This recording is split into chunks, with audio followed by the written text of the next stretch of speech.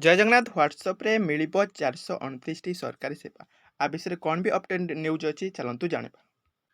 भुवनेश्वर राज्यवासी एक ह्वाट्सअप चाटबाट जरिया 249 गुरुत्वपूर्ण सरकारी सेवा प्रदान करा जिवो। एथिपाई राज्य सरकार और मेटा मध्य एक राजीनामा स्वाक्षरित होईछि।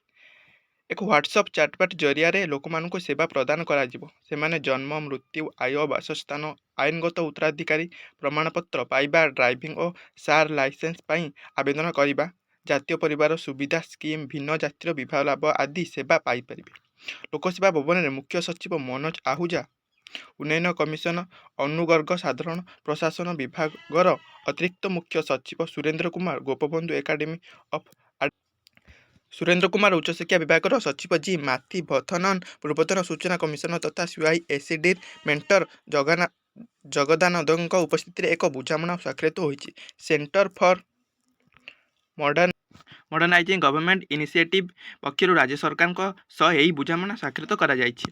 आंध्र प्रदेश और महाराष्ट्र परे ओडिशा हेउछि तृतीय राज्य जेउठारे ह्वाट्सअप चाटबाट जरिया सरकारी सेवा लोकमानक पई उपलब्ध हेबो। एही अवसर में सीआईएसडी और सीएमजीआई मध्य एक बुझामणा पत्र एवं सीएमजीआई सीआईएसडी और गोपबंधु एकाडेमी एडमिनिस्ट्रेशन मध्य एक त्रिपाक्षिक चुक्ति स्वाक्षरित होईछि। एही अवसर में मेटार बिजनेस मेसेजिंग निर्देशक रवि गर्ग और अन्य माने उपस्थित थिले।